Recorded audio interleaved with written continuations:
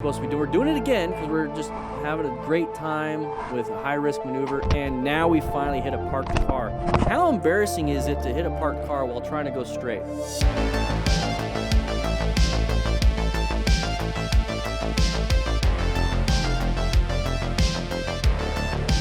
All right, Moto drops. Here we go. Is he gonna drop his bike?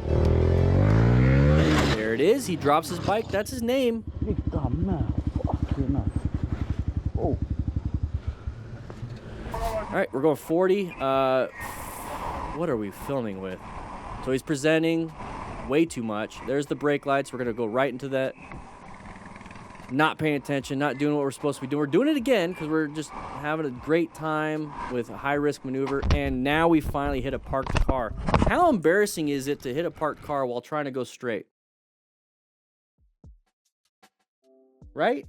I mean, this dude's just going to... He's bouncing around, having a great time, and he's gonna do it again and again and again, and then we hit something. What is going on? Whoa! Honking the horn while driving like an idiot. Now let the person be in front. Let them be dumb. Let them be dumb. Let them be dum-dums. Move on with your day. Just move on with your day. Yep. What? Yeah, this guy's an idiot. Just pull off. No. See, that's why I'm saying let them be dumb, because they're gonna be dumb and hurt you. There's a huge difference between dumb and like just being dumb and not hurting anybody. But man, when you're driving a vehicle and you're acting like this and you get hit just because you want to get next to them, don't do that. Don't do that. Not much you could have done in there other than just left it alone. Here we go. Rasmus Larson. Crest of the hill and a turn. Oh, we're going a little too fast for a turn. You can make it, and we're not. Hey, keep it up. The biker managed to get out of a tough situation. Eventually, good job. Where he makes another mistake. Oh, there's a ditch right there. Oh, almost made it. So the biggest problem with this rider is vision. Couldn't see the turn coming up and couldn't see the ditch. That is a pro of a dual sport. So that's one of the reasons why I tell new riders to get a dual sport, just in case you go off-road a little bit. All right, on accident or on purpose. On purpose, it's pretty fun. So you can kind of see the road turning a little bit right because of the hedges right there where those lines are. You can see the hedges a little bit, so that's gonna help out with how you're gonna see the turn. But it kind of disappeared, and the reason why I did that is because there's a slight crest of the hill going up. But then it's also a left and right. It's a T intersection turn. But you can see how it continues. So if we're applying the brakes right now, we're applying the brakes, we could probably still make it. It's not that sharp of a turn. It's not a 90-degree turn. If we just committed to it and used a little bit of body positioning, we weren't going too fast, but we panicked a little bit. And we're applying the brakes, and we're just going to keep going straight because we're applying the brakes. We're going to hit this right here. But the cool thing is he does have a dual sport. So he makes it over here. He managed to get out of a tough. Now you got to watch out for road surface hazards. You know, your vision is not very good when you can't see around an object, just like the turn. And he's gonna go dump it in there. It's a no bueno. But thankfully he didn't crash into anybody, and this was just a single vehicle accident. And he's just, you know, it's very slow speed. So we're good. We're good. Marcelo Mueller, side of the vehicle, side of the vehicle, side of the vehicle, side of the vehicle, side of the vehicle, side of the vehicle. You got to apply the brakes at some point, buddy. And we're going to do it last second so we can get close so they can actually hear our weak horn. Because our horns are terribly weak. High frequency, I believe, right? High frequency, and high frequency doesn't really penetrate doors. Air horns work better than electric horns. That's all I know. All right, so we're going to be going through here. And there's the side of the vehicle. Look how much room we have. Okay, right now it's going to go into that first available lane, so we're not too concerned, right? Well, now he's in our lane. He's obviously not going to be in their lane, so we're going to go ahead and start applying the brakes now because we want to have as much total stopping distance as possible for the braking.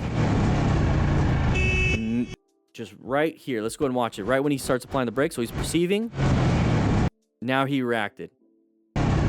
Now we're definitely pulling the brakes. Now we're honking the horn. Okay? So make sure you see this. All right, we're going through here. There's a side of the vehicle. There's gonna be another one coming up, that white truck. Watch out, slow it down. We're getting a little close here. Why are we rev bombing? Just move over. There's a red light coming up ahead. And we're just kind of... Okay, got ourselves back in that spot. Watch out, brakes. There's brakes. They're going to be braking. All right, slow it down, slow it down. What?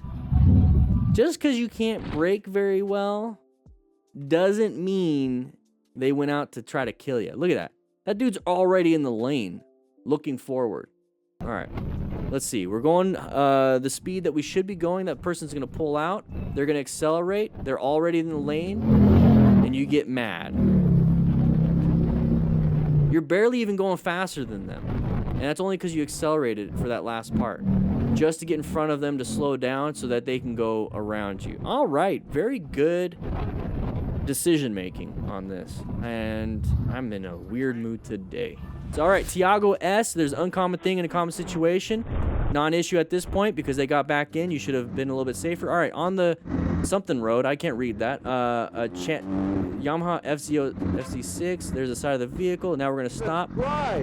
You honked the horn, got his attention. You honked and he wanted to know what was up. He just said hi. All right, we're going through here. Sean Cheney, Dick Cheney's cousin. Watch out for the bird shot. Oh, no, I'm just kidding. Side of the vehicle, good left turn. On his Buell. We've already seen this one, but let's just go ahead and go over it real briefly. So we got to swerve. We got to do something. So he's going to brake, and then he's going to do a little bit of a swerve to the left. But the braking saved him because it gave this person enough time to exit out of his path of travel. And he's going to go ahead and look down and see if there's any brown just kind of, you know, oozing a little bit down his leg.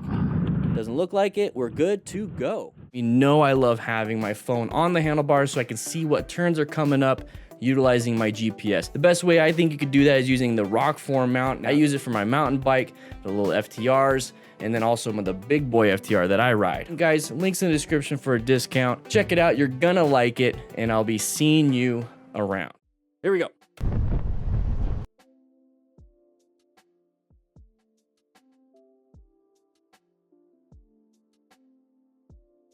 Where the heck? What is this? Whoa, there we go. So roundabout, we're supposed to go around it like a clock. We didn't. Oh, God, I'm getting like I feel like I'm gonna throw up. We're gonna go into an intersection. It's a roundabout. Now look at the arrows. That's where we're supposed to go. And I understand people are gonna drive over it like that person, but the guy in the blue went around it. So we should be doing the same thing. Okay, we should be doing the same thing. Hello? But we're just gonna go ahead and cut across. All right. Maybe this car thought we were gonna come over here and do that. So they anticipated to go over here at the same time, right? Well, we just decided to do this. Cut across. Now, I get it, you know, different countries, different cultures, different things. I get it. But universally, this should be a little bit safer, okay? You need to really show your intentions on what you're doing and actually following the road laws, because that's what people think you're supposed to be doing, so they will assume that's what you're supposed to be doing. So we're going to use the horn. We're going to honk a little bit. You know, everyone else is waiting for you, right? Look at that. Everyone else is waiting. We're in the middle of the intersection. There we go, moving out. Now, we need to be in the orange stage going into the intersection, and I don't even know if this is on the same planet. So here we go. Driver passes red light while on the phone. Okay. Whoa. Blind corner. Yep. That driver was driving their ride. He was in a little group ride in his mind. Wasn't driving his own drive, like riding your own ride. All right. So right here, we got a blind corner. That's going to be a big situation. We got construction. We have an intersection. It's blind. We should be in orange stage. We should be prepped and ready for this. We should just be going nice and smooth around this corner. And I always use the what is it, the metaphor or the parable or whatever it is. I don't even know these words. A haunted house. You're going through a haunted house, and it's a hallway in a haunted house, and then you got these doorways where somebody could be hiding, or maybe somebody's hiding around that barrel. Somebody's hiding around something. And are you running through it, or are you like...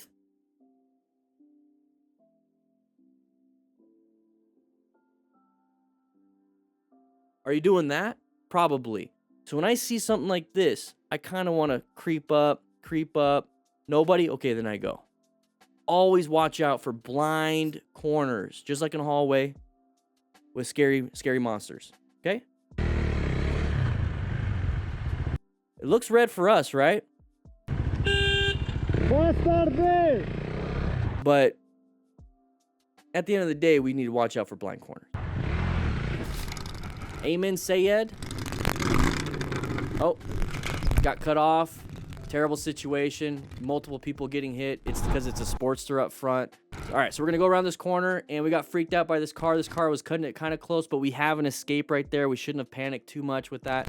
And then we're going to go ahead and hit the backside of him, but we're going to fall down. The Harley did not fall down because it weighs 800 pounds, and law of gross tonnage dictates that these naked bikes will be the ones that fall down, okay? They're actually bowing down to the superior bike right now.